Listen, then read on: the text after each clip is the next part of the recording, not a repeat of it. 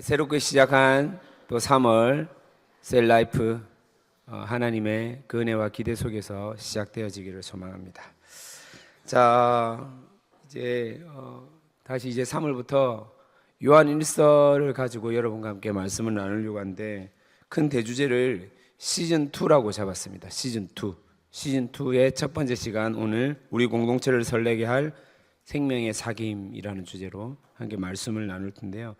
함께하는 교회가 이제 작년까지 만 20년이 지났습니다. 2026년 또 새해가 되었고 3월 39기 셀라이프로 새롭게 출발이 되었습니다. 지금까지 지난 20년을 시즌 1이라고 한다면 이제는 시즌 2로 접어들었다라고 생각을 해봅니다. 시즌 1에서는 하나님께서 주신 목적이 분명한 교회, 다음 세대를 준비하는 젊은 교회로서 건물을 짓고 또 공동체를 세우는 시작의 시간이었다고 하면 시즌 2에는 더 깊은 사귐과 교제로 말미암아 공동체를 서로 섬기고 사랑하고 또 하나님과의 깊은 신뢰가 이렇게 이어지는 단계라고 생각이 됩니다. 그래서 다시 한 번 더 여러분에게 말씀드립니다. 더 깊은 하나님과의 관계가 일어나기를 소망합니다. 한 차원 높은 성도와의 관계가 세워지기를 소망합니다. 그리하여서 진정한 사귐을 이루는 출발이 되었으면 참 좋겠습니다. 자, 이제 서론으로 한번 돌아가 볼 텐데요. 요한일서, 즉 요한의 첫 번째 편지의 저자는 요한복음과 요한계시록을 기록한 요한이라고 대개 말하고 있습니다. 사실 성경에서 직접적으로 언급하지는 않습니다. 요한이 기록했다라는 말은 없어요. 하지만은 초대교회 때부터 전해지는 그런 많은 말씀들에 의해서 요한이 저자라고 말하고 있고 대부분의 신학자들도 이에 동의하고 있습니다. 문맥이라든가 사용되어지는 단어를 보면 이런 작가가 주로 이런 문맥과 단어를 사용했지라고 유추할 수 있는데 요한 1서의 말씀을 보면 요한이 기록한 말씀과 대부분 비슷하다라는 것입니다. 우리가 흔히 성경을 문학 장르 또는 기록, 목적 등 여러 가지 특징을 가지고 그 종류를 구분을 합니다. 자, 예를 들면 복음서도 있고요, 역사서도 있고요, 서신서, 예언서 등이 있죠. 그렇다면 요한일서는 어느 장르에 포함되는 것 같습니까? 어렵습니까? 네. 요한일서는, 요한서신서는 어디에 포함되는 것 같습니까? 답을 금방 제가 말했네요. 네. 네. 예, 서신서죠. 편지입니다, 편지. 그죠? 예. 그런데 신약 성경에 있는 일반적인 서신서, 예를 들면 바울 서신이 있고 목회 서신이 있는데요. 이 서신서와 요한 서신은 좀 차이가 있습니다. 어떤 차이가 있냐면, 여러분 편지를 적지 않습니까? 그러면 뭐가 처음에 기록이 됩니까? 내가 누구다, 수신자, 그리고 누구에게 보낸다, 맞죠? 발신자, 수신자, 그리고 인사말, 권면, 책망 이런 것들이 있는데요. 이 요한 서신서는 이런 것들이 다 생략되어 있습니다. 예. 편지의 구조가 있지 않습니까? 우리가 예를 들면 소설도 그렇습니다. 발단, 전개, 위기, 절정, 결말 이렇게 나눠져 있지 않습니까? 그렇죠? 구조화가 되어 있는데 편지도 일반적으로 구조화가 되어 있거든요. 발신자, 수신자, 인사말 이렇게 구조화가 되어 있는데 요것들이 거의 다 생략되어 있는 서신서가 바로 요한 서신서다. 그럼 이유가 있겠죠. 왜 이렇게 이런 것들을 생략을 해놨을까? 왜 편지 양식이 아니라 한편의 어떤 설교 메시지에 가까운 양식을 띠고 있거든요. 요한 서신서는. 그러니까 설교문 같은 그런 내용이라는 겁니다. 왜 그럼 편지임에도 이런 특징을 가지고 있을까? 이유가 있다는 것이죠. 첫 번째 이유는요, 이단에 흔들리는 공동체를 지키기 위해서입니다. 한번 따라해 보겠습니다. 흔들리는 공동체를 지키기 위해. 시작. 네. 요한서신서가 기록된 목적이 흔들리는 공동체를 지키기 위해서입니다. 두 번째는요, 분열된 교회의 정체성을 회복하기 위해. 시작. 자, 흔들리는 공동체, 분열된 공동체. 왜 그런 겁니까? 좀 전에도 얘기했지만은 이단이 이 당시에 교회에 들어오기 시작했습니다. 편지가 쓰여진 시대에 교회 내에서 거짓 가르침이 일어나기 시작했습니다. 흔히 영지주의, 혹시 들어보셨습니까? 영지주의 한 번쯤은 들어보셨죠? 무슨 내용인지 모르겠지만은, 무슨 뜻인지 모르지만은 민주주의, 무슨 포스트 모더니즘 그런 비슷한 주의일 것 같다라는 생각을 가지고 있는데, 이 편지의 구조를 모두 무시하면서 기록한 이유는 바로 이 이유 때문이었습니다. 자, 영지주의가 뭔가? 영지주의는 그노시스, 헬라어로 그노시스라고 하는데 지식을 뜻합니다. 자, 두 가지의 의미가 있어요. 잘 들어보십시다. 눈에 보이지 않는 영적인 것은 선하다. 여러분, 이것들을 기억해야 됩니다. 다시, 눈에 보이지 않는 영은 뭐라고요? 선하다. 보이지 않는 영은 선한 거예요. 눈에 보이는 육, 나쁘다, 악하다.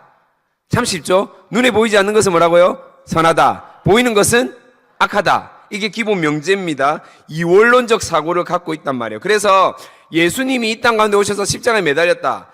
요거는 사람처럼 보였기 때문에 사실은 이거는 가짜다라는 거예요. 이걸 뭐라고 하냐면 가현설이라고 그래요. 가현설이라고 합니다. 사실은 이건요, 우리가 믿는 예수 그리스도, 성육신의 예수 그리스도를 정통으로 부정하는 내용이거든요. 그래서 이거는 이단입니다. 예수님은 100% 인간으로 오셨습니다. 아멘입니까? 100% 신이지만 100% 인간입니다. 그래서 모든 고통을 감내하셨다라는 거예요. 우리 죄를 다 짊어지셨다라는 거예요. 이로 말미암아 나타난 현상들이 있습니다. 첫 번째가 뭐냐면요, 육신이 악하기 때문에 이제부터 이 육체적인 행동에 대해서 제하겠다, 절제하겠다. 나타난 현상이 뭐냐면 금욕주의입니다. 뭐라고요? 금욕주의예요. 그래서 계속해서 금욕을 강조하기 시작하는 거예요. 요거는 하면 안 돼, 요거는 하면 안 돼, 요렇게만 살아야 돼 라는 금욕주의. 그리고 이와 반대로 육체는 악하지만은 눈에 보이지 않는 영은 선하다. 그래서 이미 우리의 영적인 존재는 구원받았다. 예수를 믿음으로 말미암아, 하나님 믿음으로 말미암아 구원받았다. 그래서 나의 육체적인 모습은 어떤 행동을 하더라도 상관없다, 구원과 상관없다라고 해서 나타난 현상, 즐거움을 마음대로 자기가 원하는 대로 추구하기 시작하는 거예요. 쾌락주의가 번성하기 시작합니다. 내 마음대로 죄를 짓고 사는 거예요. 왜? 이미 영은 나는 구원받았거든. 나는 더 이상 문제되지 않거든. 그러니까 내가 어떤 행동을 하더라도 나는 문제될 게 없다라고 여겨지는 거예요. 그래서 금욕주의와 쾌락주의가 번성하기 시작하는 거예요. 교회 내에서 야, 굳이 그렇게 안 해도 돼, 술 먹어도 돼, 마음대로 살아도 돼, 이미 우리는 구원받았어 라는 쾌락주의. 그리고 야, 이거 하면 안 돼, 이렇게 하면 안 돼, 주일날 이렇게 살아야 돼, 오늘날 치면 밤 12시 지나서 뭘 하면 안 돼, 뭐 공부도 하면 안 돼, 주일날은 절대 무조건 거룩하게 지켜야 돼. 옛날에 몇 걸음 이상 걸으면 차 타고 오면 안 된다라는 율법이 있었거든요. 기억나십니까? 혹시 모르십니까? 그래서 많은 우리 믿음의 선배님들이 몇 걸음까지는 걸을 수 있고 몇 걸음 이상은 걸으면 안 되기 때문에 그런 법들이 있었단 말이에요. 나름대로. 그 다음에 주일날 절대 돈 쓰면 안 돼, 밥 사 먹으면 안 돼, 차 마시면 안 돼. 계속해서 금욕을 강조하기 시작하는 겁니다. 여러분, 이것만 봐도요, 사람이 얼마나 죄성을 가진 존재인지 여러분 느껴지세요? 자기가 원하는 대로 해석하고 그게 진짜인 듯 살아갈 때가 많다라는 겁니다.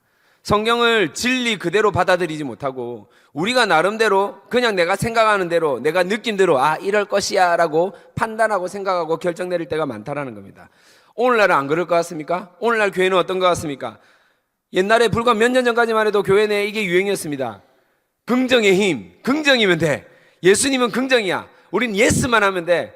거절하지 마. 무조건 나아가면 돼. 여러분, 이게 맞는 것 같지만 사실은요, 긍정이라는 것은 인간이 만들어낸 어떤 심리학적 요소거든요. 거기에 절대 우리가 속으면 안 된다는 겁니다. 또 말씀이 중요해. 다른 거 셀 같은 거 필요 없어. 교회에서 밥 먹을 필요도 없어. 말씀으로 배부르면 되지. 무슨 밥이 필요해, 간식이 필요해, 기도 필요 없어, 교제 필요 없어 라고 강조하는 교회가 있습니다. 또는 무슨 말씀보다 기도가 최고야, 하나님하고 직통 계시를 해야지, 지금 방언 기도를 받아야지, 예언을 해야지, 기도로 귀신을 쫓아내야지, 기도로 강조하는 교회가 있습니다. 우리 관내에도 그런 교회가 있습니다. 여러분, 너무 신기하게도. 그러니까 한쪽으로 치우치는 사상과 이념들이 사실은 너무나도 많다라는 겁니다. 그런데 우리는 기억해야 됩니다. 복음 중심적으로 균형 잡힌 신앙생활을 해야 된다는 거예요. 뭐라고요? 복음 중심으로 균형 잡힌 신앙생활을 해야지만 된다라는 것입니다. 요한일서를 비롯 요한서신은요, 공동체를 지키고 정체성을 회복하기 위해 계속해서 진리와 생명 그리고 사랑과 순종을 반복적으로 노출하면서 강조하고 있습니다. 다시 한 번 더, 진리와 생명, 사랑과 순종을 반복적으로 노출하고 강조하고 있는 것입니다. 구약에 이와 비슷한 구조를 가진 성경이 있는데 바로 신명기 말씀입니다. 언약의 땅에 들어가기 전에 모세에 의해서 3번의 설교가 이루어지죠. 그 설교의 핵심은 이겁니다. 다른 게 아니에요. 기억해, 지켜, 그리고 사랑해. 한마디로 말하면 쉐마입니다. 쉐마. 기억해라는 거예요. 이거 꼭 지켜야 돼. 너 그래야 살 수 있다는 거예요. 서로 사랑하고 하나님 사랑하고 이웃 사랑해라는 거예요. 그게 쉐마의 본질이거든요. 계속해서 반복하는 거예요. 3편의 설교가 줄이며 결국 이것만 남는 거예요. 요한 서신서도 마찬가지입니다.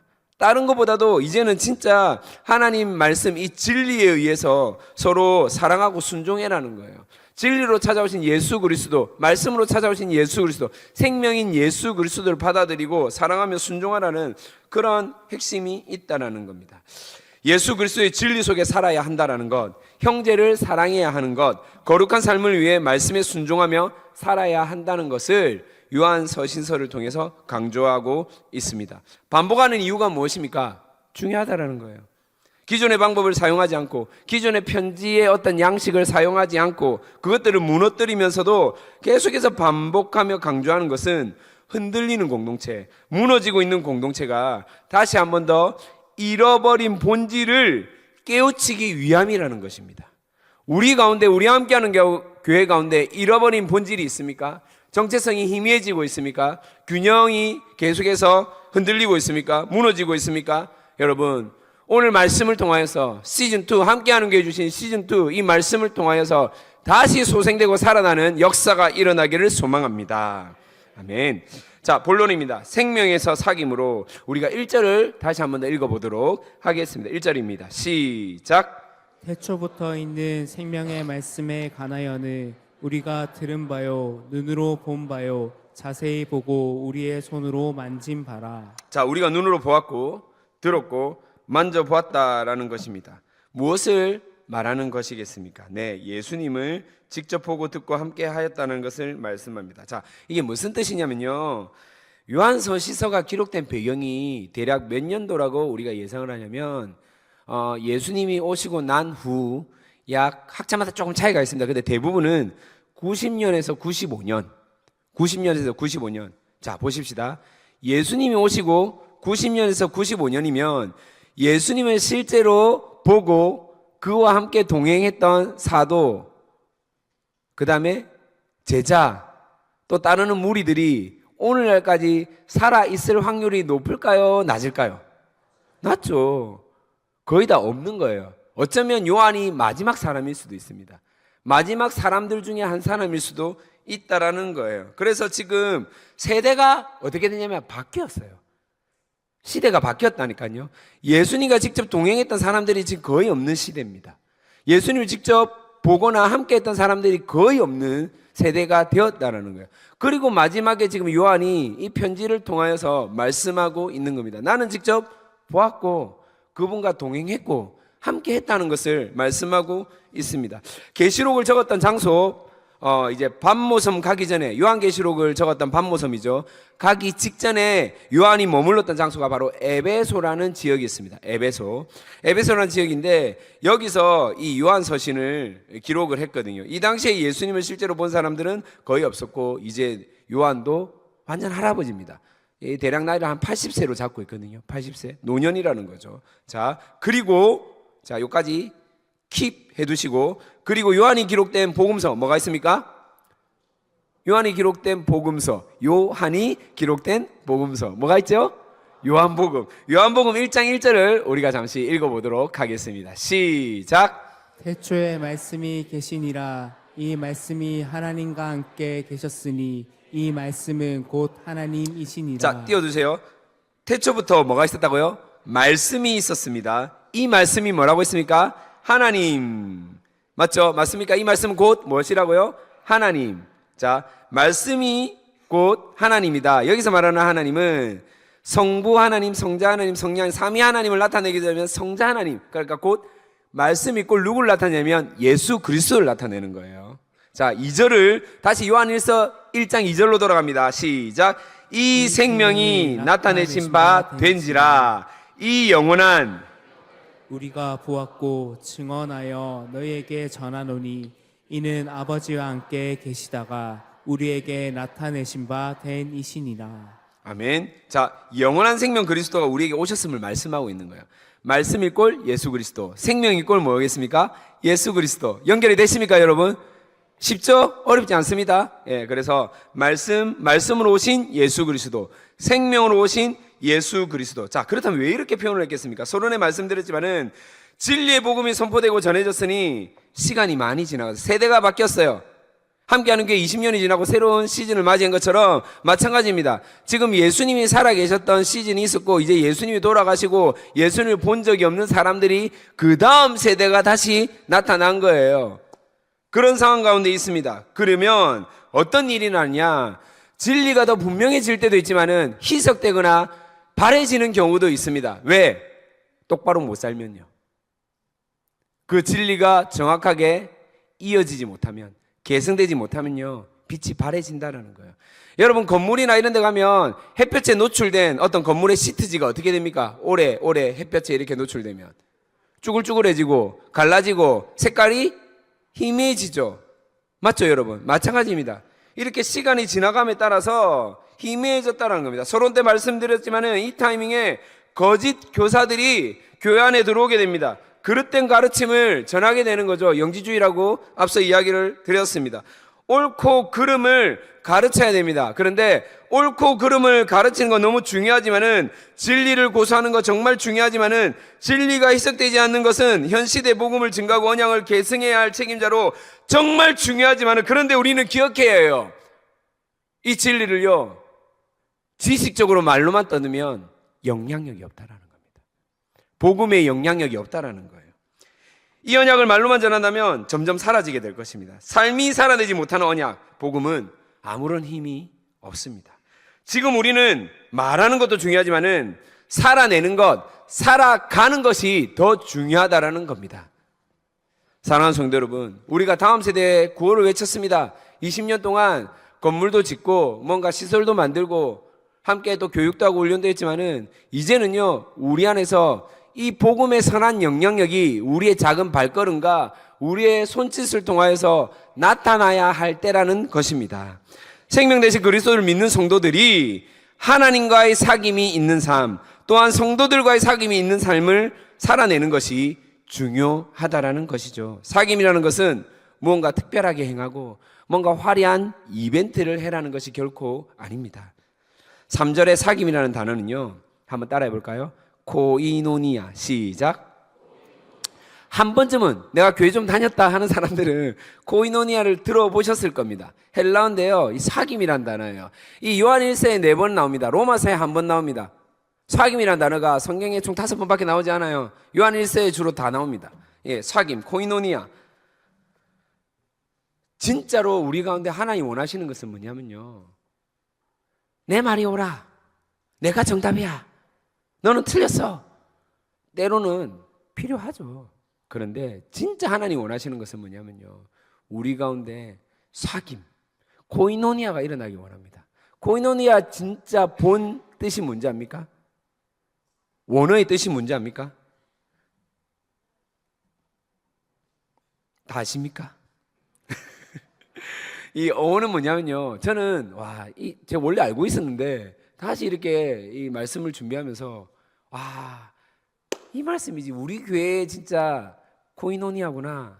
뭐냐면요, 어원이 혼자가 아니라 함께하는 것. 놀랍지 않습니까, 여러분? 저는 그냥 코이노니아를 교제라고만 알고 있었거든요, 이때까지. 대학원 다니면서도, 신학대학원 다니면서도 교제라고만 했는데, 원 뜻이 뭐냐면 뭐라고요? 함께하는 것. 와, 우리 교회 이름이잖아요.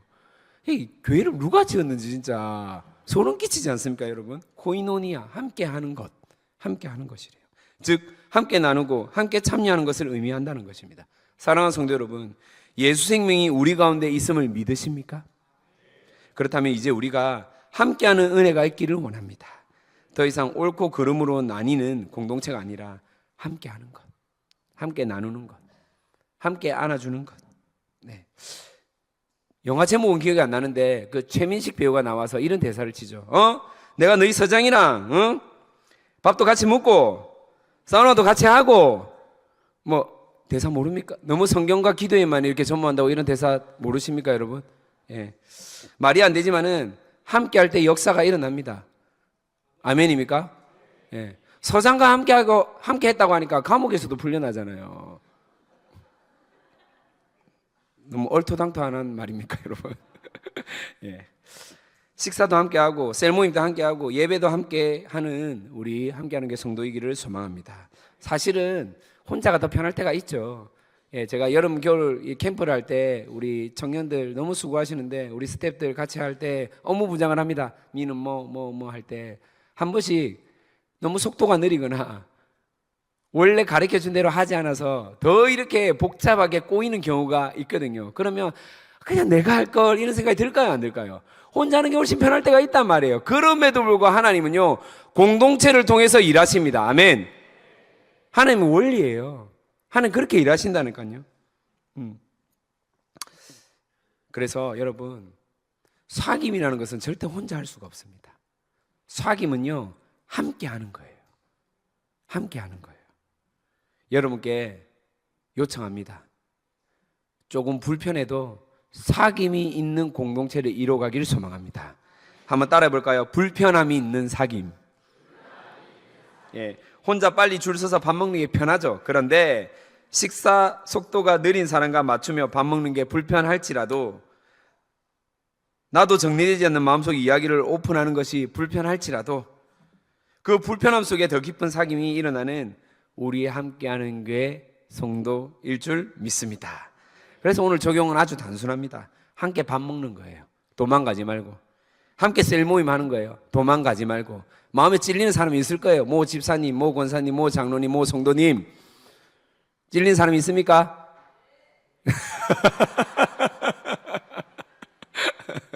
예.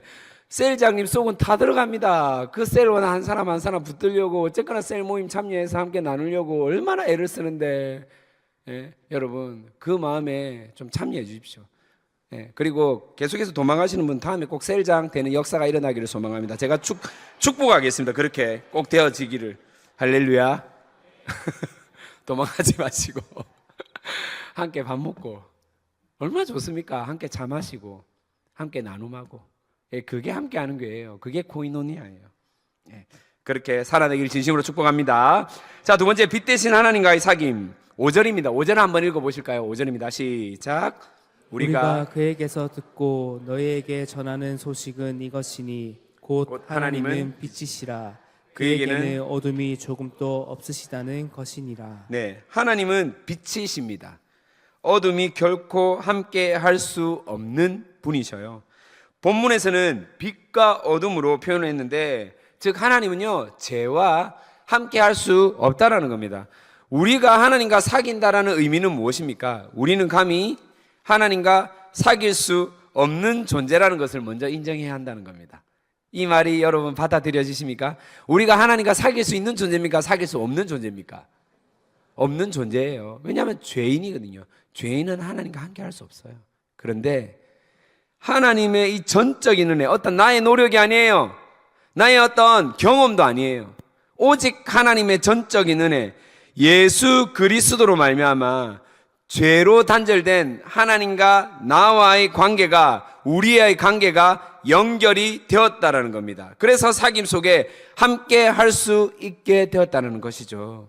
이 말은 죄 가운데 있는 우리가 빛이신 하나님께서 우리의 죄를 밝혀 주실 수 있고, 밝히셔서 그 죄를 해결해 주시고 지우시겠다는 의미가 내포되어 있습니다. 좀 어렵죠? 다시 설명해 드릴게요. 여러분의 그 죄를 스스로 깨달을 수가 있습니까? 없습니까? 있는 경우도 있죠. 예를 들면 이런 거예요. 내가 물건을 훔쳐서 자기 전에 계속 그게 생각이 나. 아, 내가 도둑질했구나. 이거는 깨달을 수 있죠. 왜냐하면 도덕적인 죄, 법적인 죄거든요. 맞죠? 내가 센데 약한 사람을 때렸어, 괴롭혔어. 잠을 못 자요. 나 왜 그때 참지 못하고 주먹질이 나갔을까? 왜 욕을 했을까? 왜 괴롭혔을까? 눌린단 말이에요. 눌림이 있단 말이에요. 그런데 여러분, 엊그저께도 우리 정주채 목사님 오셔서, 그래도 내가 목사인데 도덕적으로 법적으로 죄를 지으면 얼마나 지었을까라고 생각할 수 있는 존재가 우리들이거든요. 나름대로 신앙생활 몇 년 하고 몇십 년 하고 그래도 착하게 살려고 애를 썼단 말이에요. 나는 그래도 신앙생활 잘했단 말이에요. 나는 11조도 잘했단 말이에요. 예배 시간 안 늦고 잘 지켰단 말이에요. 내가 그닥 죄 짓고 살아온 사람이 아니라고 자부하면서 우리는 살아갈 때가 많다라는 거. 그래서 우리는요 착각을 합니다. 우리는 죄인이 아니야. 나는 죄를 짓지 않았어 라고 착각을 하며 살 때가 많다라는 겁니다. 그런데 우리가 성령의 조명을 받죠. 성령 하나님의 조명을 받으면 어떻습니까? 나의 그 완악함, 추악함, 나의 아집과 고집, 내가 나됨을 증명하려는 자기 중심성, 결국 하나님은 잠시 패스하고 나의 경험과 지식으로 결정하고 살아가는 이 교만, 내 스스로 알 수 있을까요? 알 수 없을까요? 없습니다. 성령의 조명 없이는 우리는 깨달을 수 없는 존재라는 거예요. 정말 힘듭니다. 인정되십니까? 저의 예를 한번 들어보겠습니다. 예전 금절 때마다 담임 목사님이 말씀을 전하고 금요 기도회를 인도하십니다. 그 기도회 때 제가 저쪽에 앉아가지고 마이크를 잡고 찬양을 크게 부르고 기도를 열심히 시에리만 합니다. 그죠? 아시죠 여러분? 제 목소리 들은 적 없습니까? 없으면 간첩이죠. 그래서 합니다. 그런데 목사님이 사임하게 되고 부교육자들이 돌아가면서 설교와 기도를 하게 되었습니다. 기도회 인도를 하는데 어느 순간 제가 저 자리에 앉아 있는 것이 아니라 저 뒤에 앉아 있는 거예요. 마이크를 잡지 않는 거예요. 왜 그럴까? 아무 사실은 생각이 없었습니다. 제 마음속에 아마 이렇게 생각한 것 같습니다. 부교육자들은 저보다 나이도 어리고 제 후배들이니까 아니 젊은 혈기와 열정과 그 젊은 힘으로 자기네들이 알아서 할 수 있지 굳이 내가 마이크를 잡고 도와줄 필요가 있을까라고 생각했는지 모르겠습니다. 더 정확하게 말하면 아무 생각 없었어요. 다시 말하지만 그런데 하루는 갑자기 정말 한 번씩 이러거든요. 이 하나님 같은 분이 계세요. 저희 집에 저희 와이프인데 이분이 갑자기 이분께서 저한테 이렇게 말하는 거예요. 여보, 오빠, 부목사님 기도 인도할 때 왜 마이크 안 잡아? 제가 뭐라고 했을까요, 여러분? 뭐라고 했을까요? 아무 말도 못했어요. 진짜 내가 왜 그랬지? 그게 머릿속에서 핑계를 막 대려고 생각을 하는데 이 시원한 답변이 안 나오는 거예요. 시원한 답변이. 이 적절한 핑계거리가 나오지 않는 거예요. 마음속 깊은 곳에 감춰뒀던 나의 본심. 굳이 내가 마이크를 잡아야 돼? 내가 부목사, 다른 부교육자가 설교하는데 내가 굳이 저렇게까지 해야 돼? 여러분, 이런 마음이 죄라는 것을 내 스스로 깨달을 수 있을까요? 없을까요? 없습니다. 없는 거예요. 본인만 알아요. 성령의 조명 가운데 비춰지면요 본인만 깨달을 수 있어요. 사랑하는 성도 여러분, 제가 웃으면서 얘기한 듯 하지만은 우리는 이런 나만의 고집과 아집을 부리면서 살아갈 때가 많습니다. 그런데 하나님은 이런 우리를 결단코 내버려 두지 않습니다. 끝까지 때로는요 멱살 잡아서 끌고 엎드리게 하고 기도하게 하고 조명을 비춰서 내 죄를 밝히시는 분이 바로 우리 하나님 아버지십니다. 왜냐하면 하나님은요 오늘 말씀처럼 빛이시거든요. 빛을 비추면요 어둠은 드러나고 사라지게 됩니다. 여러분 다시 한번 여러분에게 간곡히 부탁드립니다. 우리에게 빛으로 찾아오신 하나님을 외면하지 않기를 바랍니다. 받아들이셔야 돼요. 부정하고 싶고 회피하고 싶지만은 인정하셔야 돼요. 그때 은혜가 있다니까요, 여러분. 빛을 막지 않길 바랍니다. 요즘 하도 기술이 좋아가지고 대낮인데 한밤중처럼 느껴질 정도로 빛을 막는 암막 커튼이 있더라고요. 여러분 마음속에 암막 커튼 치고 있습니까? 걷어내시고 성령 하나님께서 비추시는 빛을 받고 회개하는 은혜, 돌이키는 은혜, 다시 마이크 잡는 은혜가 있기를 소망합니다.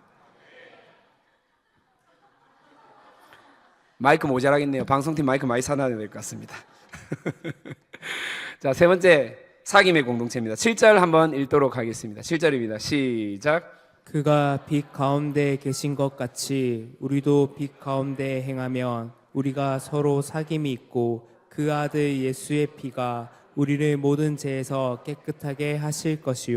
진정한 사귐의 공동체는요 하나님과의 수직적 관계가 올바르게 형성되는 것이고요 또한 성도들 간의 수평적 관계가 건강하게 만들어지는 것입니다. 수직적으로 하나님과의 관계, 수평적으로는 성도와의 관계. 그래서 하나님과의 관계가 좋은 사람들은 성도와의 관계도 좋을 수밖에 없다라는 거예요. 가리지 않는다라는 거예요. 무엇으로 알 수 있습니까? 간단합니다. 내가 지금 하나님과의 관계와 성도와의 관계가 아주 건강하게 이루어지고 있구나라는 것을 어떻게 알 수 있는지 아십니까? 아주 간단합니다. 예, 문제를 하나 딱 던져주면 됩니다. 문제. 무엇을 던져주면 되냐고요? 문제. 예, 문제를 하나 던져주면 답이 나옵니다. 답은 오답이 나올 때도 있고 정답이 나올 때도 있습니다. 문제는 오답이 아니라 정답을 추구하는 공동체입니다. 목사님 금방 말 틀리게 한 것 아닙니까? 아니요. 오답이 아니라, 문제는 오답이 아니라 뭐라고요? 정답을 추구하는 것입니다. 왜냐하면 정답만을 찾기 위해서 때로는 성도와의 사귐을 저버리는 경우가 우리는 너무나 많거든요. 정답이 중요하기에 우리 공동체에 속한 영혼들을 등한시 여길 때가 많다라는 것입니다.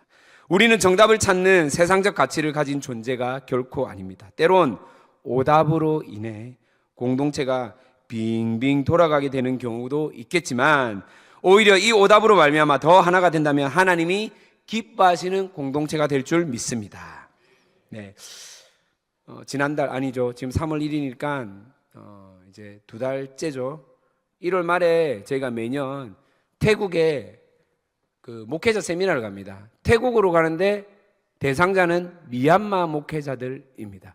원래 19개 교회 목회자들이 참석을 했는데 이번에 2개 교회가 늘어서 21개 교회 목회자 부부가 참석을 했습니다. 저희가 태국에 갈 때마다 초긴장을 합니다. 우리 김태원 장로님이야, 여기 이호진 권사님도 같이 가셨고 몇몇 이렇게 함께 선교로 가셨는데, 갈 때마다 예상치 못한 돌발 변수가 생기는 거예요.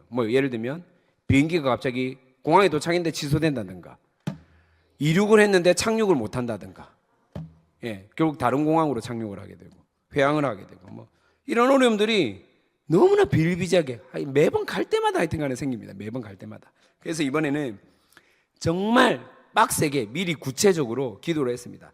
제발 결항되지 않게 해주시고 날씨를 붙들어 주시고 오고 가는 교통편 지켜주시고 했습니다. 너무 감사하게도 저희가 가려던 지역의 비행기가 제 시간에 운항이 된 것입니다. 날씨도 너무 좋았고요. 신기한 것은 뭐냐면 저희가 탔던 비행기 전에 2편의 비행기가 다 결항됐습니다. 너무 신기하죠. 이게 기도의 힘입니다. 할렐루야. 그런데 공항에 도착했는데 공항을 벗어날 수가 없었습니다. 하나님은 항상 반전의 하나님이거든요. 아시죠, 여러분? 느낌 아시죠? 공항에 나가지는 못하는, 공항에 도착했는데 비행기 착륙을 했어. 그럼 이제 저 세미나 장소로 이동해야 되는데 가지를 못하는 거예요. 군인들이 갑자기 와서 저희를 붙잡습니다. 왜냐하면 저희가 갔던 지역이 메소시라는 지역인데, 메소시 한참 뜨고 있는 핫스팟이었습니다. 어떤 핫스팟? 콜센터로 유명한 핫스팟. 콜센터가 뭔지 압니까?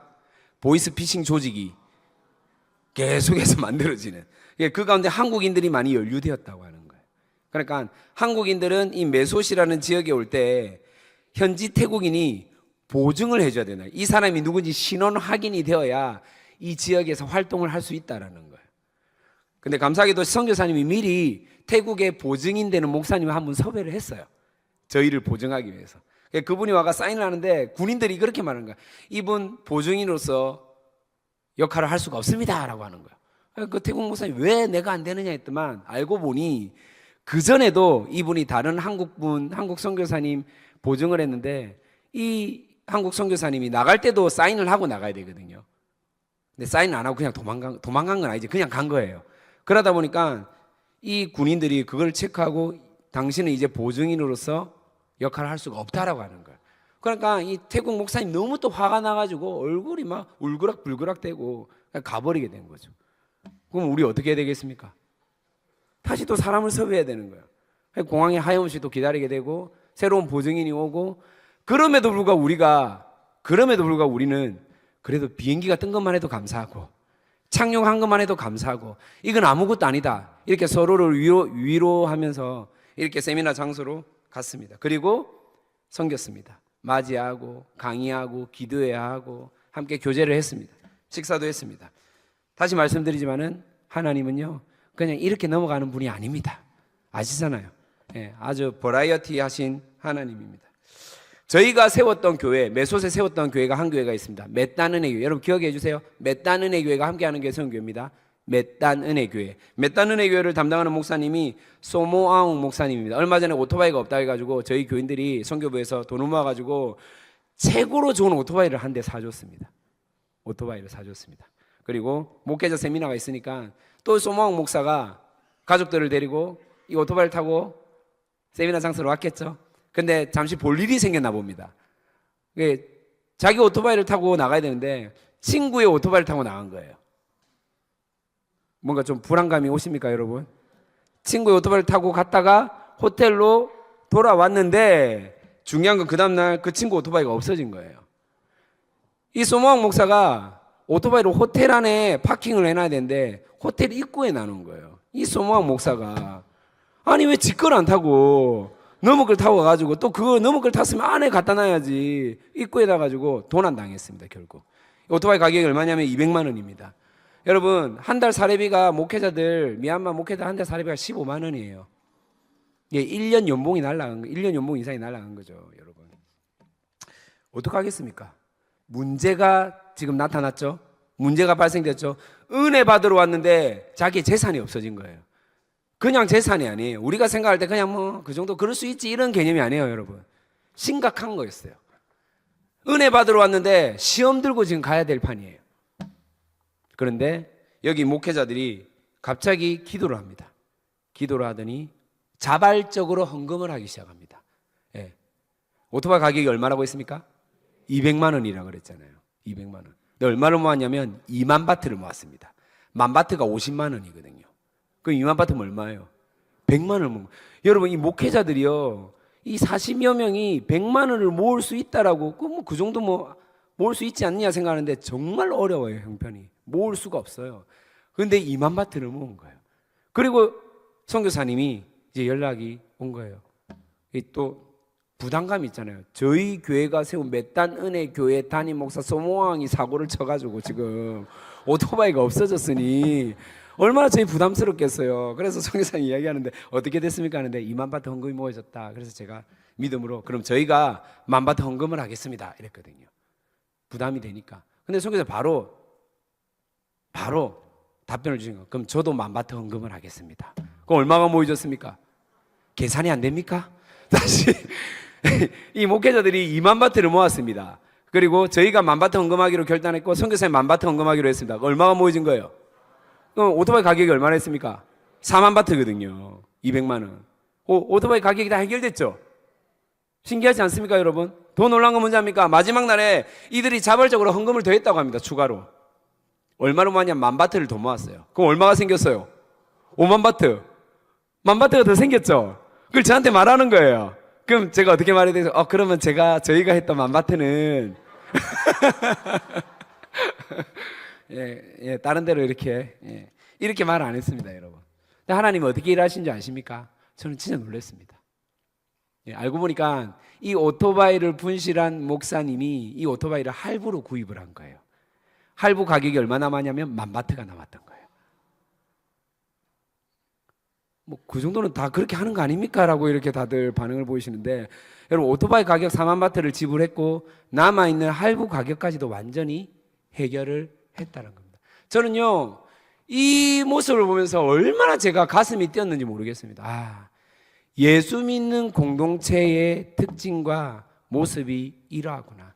세상의 공동체와는 뭐가 다른가라고 했을 때 문제를 마주하는 자세가 다르다라는 거예요.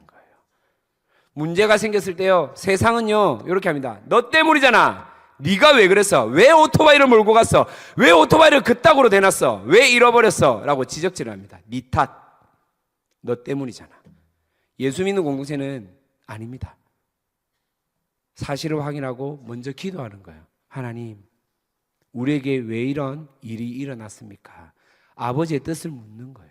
그리고 우리가 할 수 있는 것으로 참여하는 거예요. 마음을 모으는 거예요. 같이 나누는 거예요. 회피하지 않습니다. 도망가지 않는 거예요. 진짜 사귐의 공동체는요 문제가 생겼을 때 엎드리는 거예요. 니 탓 하는 게 아니에요. 말로 소문내는 게 아니에요. 사귐의 공동체는요 먼저 기도하는 거예요. 예배 자리를 사모하는 거예요. 그리고 내가 할 수 있는 영역 가운데 내가 헌신하는 거예요. 돈이 없어요. 그들은 사실은 너무나 어려워요. 그런데 2만 바트를 모았어요, 여러분. 기적이에요. 기적 중에 기적이에요. 그런데 하나님 어떻게 일하냐면 오토바이 가격보다 더 많은 돈을 모으게 하시는 거예요. 5만 바트를 모으게 하시는 거예요. 250만 원을 모으게 하시는 거예요. 원래 있던 문제까지도 해결해 놓으시는 그런 하나님이시란 거예요. 할렐루야. 우리 가운데 어려움이 있습니까? 여러분 개인적으로 위기가 있습니까? 고난이 찾아왔습니까? 어쩌면요, 하나님은 여러분 가운데 이 문제를 어떻게 해결하면서 하나님이 너의 삶의 여정을 구석구석 인도하신다는 것을 나타내기 위해서 그 문제를 여러분 가운데 주신 것일 수도 있습니다. 사귐, 말 그대로 함께 하는 겁니다. 문제 속에서 정답을 찾다가 함께하는 사귐을 잃어버리는 자가 아니라 때로는 오답을 찾는다 할지라도 빙빙 돌아간다 할지라도 우리 인생의 해답 예수 그리스도를 만나고 다시 찾는 은혜가 있기를 소망합니다. 말씀을 마무리하겠습니다. 결론입니다. 그래서 하나님이 새롭게 이끌어 가실 함께하는 교회 시즌2를 기대하며 저는 우리 함께하는 교회가 문제를 마주하는 것, 먼저 엎드리고 기도하고 예배를 더 사모하는 그런 공동체이기를 소망합니다. 아픔에 함께하고 고통에 함께하고 슬픔에 함께하는 거예요. 시즌2 함께하는 교회의 이름처럼 성도의 아픔에 슬픔에 고통과 비통함에 외로움과 그리움에 함께하는 것. 사랑하는 성도 여러분, 우리가 그렇게 함께하는 교회로 살아갈 때 진정한 사귐이 시즌2 함께하는 교회가 다시 시작될 줄 믿습니다. 여러분 기대되지 않습니까? 여러분 이렇게 달라요. 나이도 달라요. 연령도 달라요. 일하는 스타일도 달라요. 음식 습관도 달라요. 속도도 달라요. 키도 다르고 몸무게도 달라요. 생김새도 달라요. 피 한 방울 섞이지 않았는데 너무나 다른데 때로는 틀렸다라고 지적할 수 있는 부분도 있는데 이렇게 다름에도 불구하고 우리가 예수라는 하나의 목적을 가지고 한 공동체가 되어서 하나님께서 우리 공동체를 우리 셀을 사귐 공동체로 만들어 주실 것에 대한 설레임이 있지 않냐는 거예요. 기대가 있지 않냐는 거예요. 다른데 하나님이 마지막 날에 우리를 하나로 뭉치실 것이다. 할렐루야. 하나가 된다는 겁니다. 저는 너무나 기대가 됩니다. 26년 3월 새롭게 시작된 셀라이프 가운데 새롭게 세워진 셀장님을 비롯해서 함께하는 셀원은 가운데 하나님 아무도 주목하지 않는다 할지라도 이곳에 진정한 사귐이 있다라고 하면 하나님이 주목하는 공동체가 함께하는 교회 되기를 진정으로 소망합니다. 그런 함께하는 교회, 그런 39기 셀라이프로 살아내는 우리 함께하는 교회. 그래서 같이 줄도 서고 같이 밥도 먹고 때로는 같이 기다리고 같이 나눔도 일어나는 그런 우리 함께하는 교회. 그래서요 우리 교육자들이 우리 장로님들이 우리 교구장들이 우리 리더들이 먼저 예배 자리를 고수하고 사모하고 먼저 주님 앞에 기도하고 먼저 주님 앞에 엎드리기를 진정으로 선포합니다. 그리고 셀장님들이 먼저 솔선수범해서 기도의 자리를 내가 타협하지 않겠습니다. 예배 자리를 양보하지 않겠습니다. 하나님 앞에 나아가는 이 시간을 결단코 그 어떤 것에도 하나님 내가 미루지 않겠습니다 라는 고백이 우리 리더들 가운데 그리고 그 리더들을 바라보며 따라오는 셀원들 가운데 함께 일어나기를 진정으로 소망합니다. 그래야 진짜 함께하는 교회 참 사귐이 시작되는 셀라이프, 사귐의 풍성함이 넘치는 셀라이프, 여러분들이 그런 코이노니아 함께하는 교회로 살아내어지기를 진심으로 축복합니다. 우리 들어도 말씀을 기억하면서 함께 찬양하십시다. 하나님 우리를 사귐의 공동체 한 사람 한 사람으로 불러주셔서 감사합니다. 너무나 존귀한 자 하나님이 나를 가장 사랑하고 나를 어여삐 여긴다라는 그 본질의 말씀을 우리가 받아들이고 이제 나로부터 이 사귐이 시작되는 시즌2 함께하는 교회가 시작될 수 있도록 주님 역사하여 주시옵소서. 그런 심령으로 함께 찬양하십시다. 나의 사랑 너는 어여쁘고 참 귀하다. 어느 보석보다 귀하다. 내가 사랑스럽지 않을 때 너를 온전히 사랑하고 너와 함께하려 내가 완도. 한 번 더 합시다. 나의 사랑 너는 어여쁘고 나의 사랑 너는 어여쁘고 참 귀하다. 어느 보석보다 귀하다. 내가 사랑스럽지 않을 때 너를 온전히 사랑하고 너와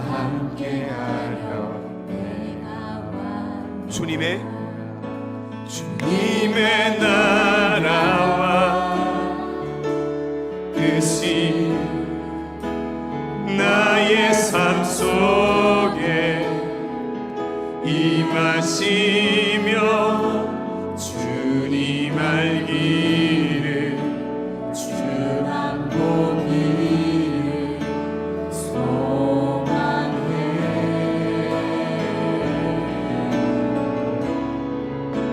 거룩히 살아가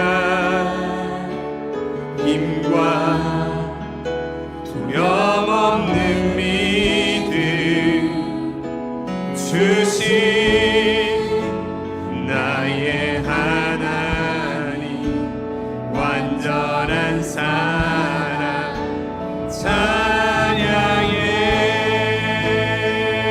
우리 이절로 고합시다. 주의 사랑, 주의 사랑. 이 사랑은 결코 변치 않아. 모든 계절 돌보시네.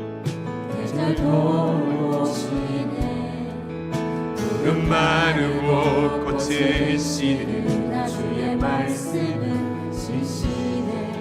실수가 없으신 주만 다. 주님의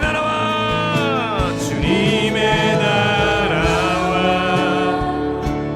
뜻이 나의 삶 속에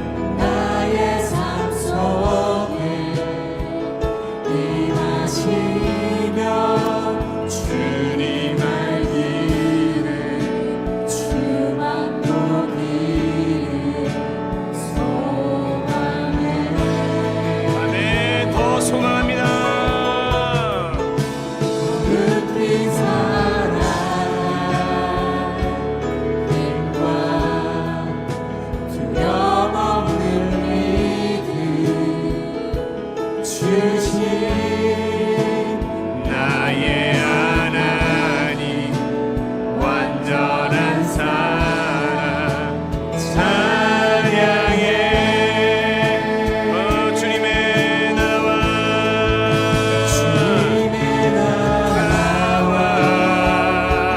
뜻이 나의 삶 속에 임하시며 주님 알기를 주만 보기를 소망해. 거룩히 살아가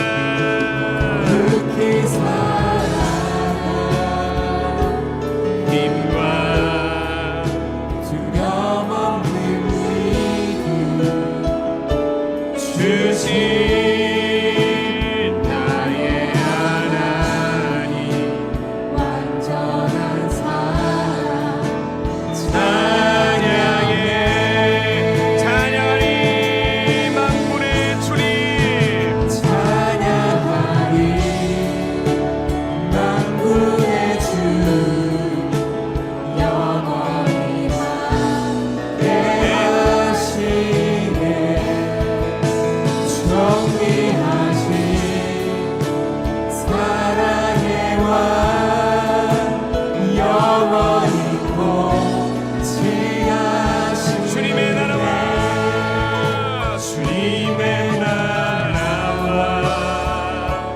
뜻이 나의 삶 속에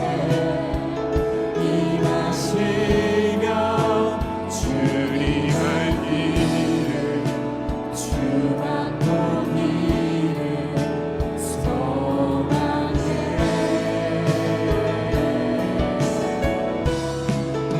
거룩히 살아가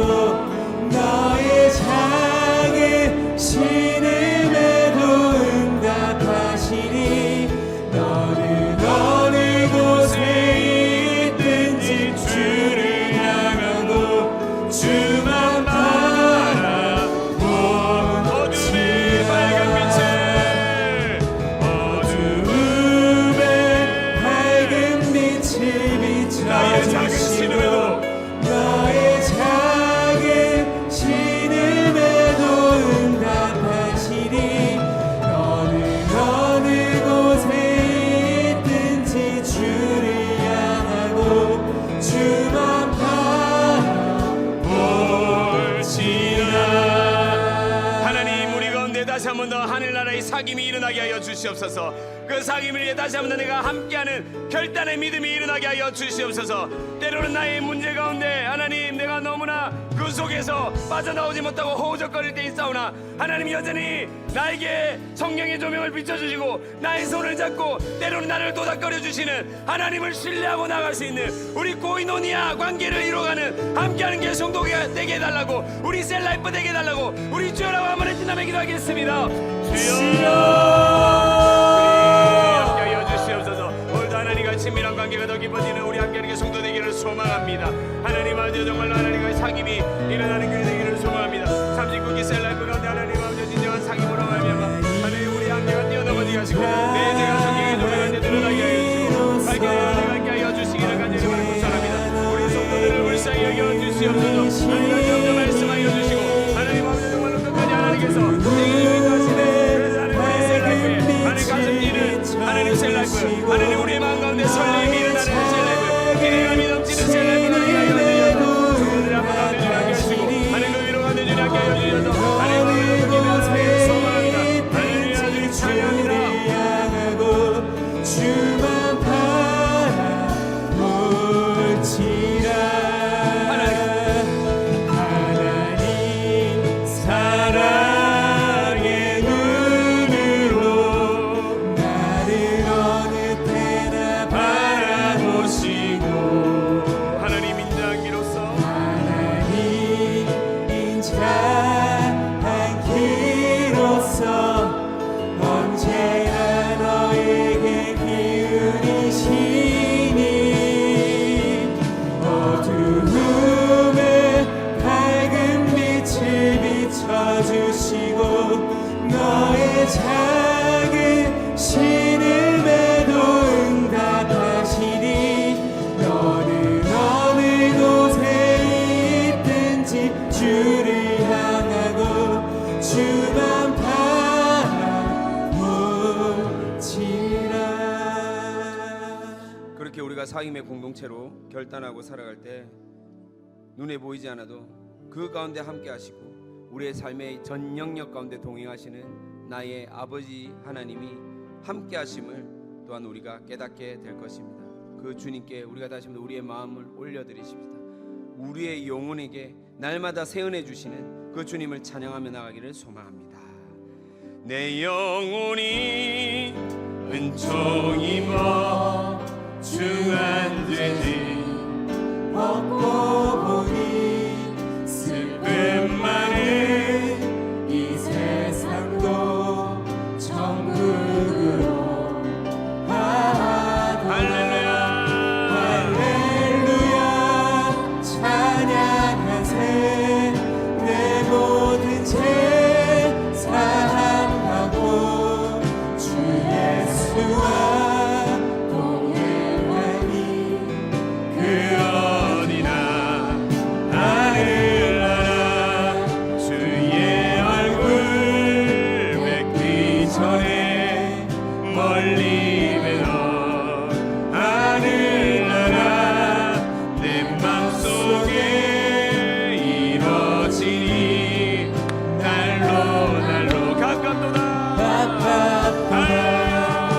할렐루야 찬양하세 내 모든 죄 사함받고 주 예수와 동행하니 그 어디나 하늘나라 높은 산이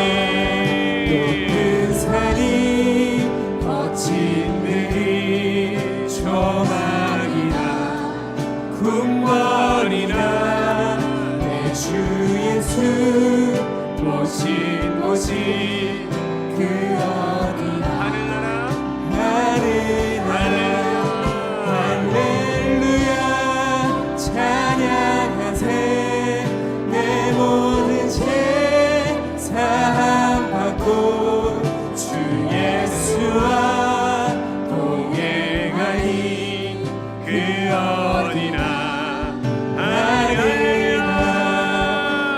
할렐루야 찬양하세 내 모든 죄 사함받고